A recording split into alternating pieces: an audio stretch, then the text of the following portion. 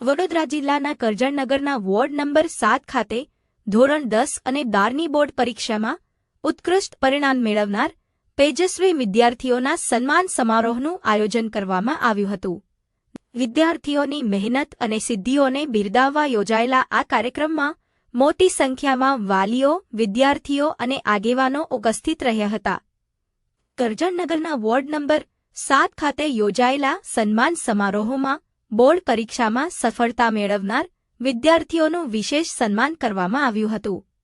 કાર્યક્રમમાં કરજણના ધારાસભ્ય અક્ષયભાઈ પટેલના હસ્તે વિદ્યાર્થીઓને સન્માનિત કરવામાં આવ્યા હતા। આ પ્રસંગે કરજણ નગરપાલિકાના પ્રમુખ ઇલાબા પટાલિયા, વોર્ડ નંબર 7ના કોર્પોરેટર વહમદભાઈ સંધી, નગર અને તાલુકાના હોદ્દેદારો સહિત મોટી સંખ્યાના સ્થાનિક નાગરિકો ઉપસ્થિત રહ્યા હતા। નંબર 7 કરજણ ખાતે તેજસ્વી તારલાઓ એટલે તેજસ્વી વિદ્યાર્થીઓનું સન્માન સમારંભ રાખવામાં આવ્યું હતું।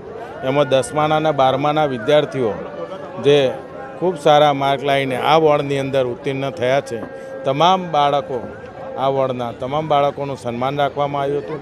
અને મોહમ્મદભાઈ સિંધી આ વોર્ડની અંદર વર્ષોથી આવા અવારનવાર પ્રોગ્રામ કરતા હોય અને એક પ્રોત્સાહન બાળકોને મળે એ માટે દર વર્ષે આવા કંઈક પ્રોગ્રામ રાખતા હોય છે।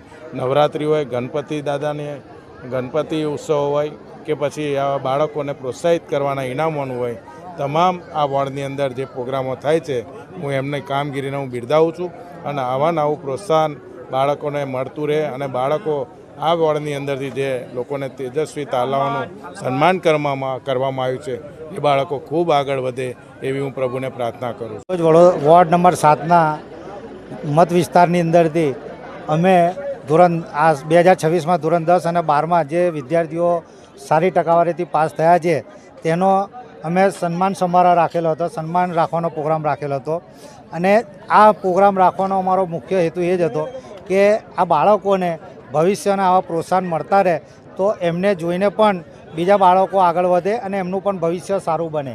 આ પ્રોગ્રામની અંદર કરજણ સિનોરના ધારાસભ્ય અક્ષયભાઈ પટેલે આ પ્રોગ્રામમાં ભાગ લીધો અને સાથે સાથે Madni Islamic study centre education ટ્રસ્ટના પ્રમુખ શ્રી સૈયદ શૌકત અલી બાપુ, પ્રમુખ શ્રી કરજણ નગરપાલિકાના પ્રમુખ શ્રી ઇલાબા પટેલે તેમજ મહાનુભાવોએ હાજરી આપીને બાળકોને પ્રોત્સાહન મળે તે હેતુસર બધાએ પ્રવચનો કર્યા।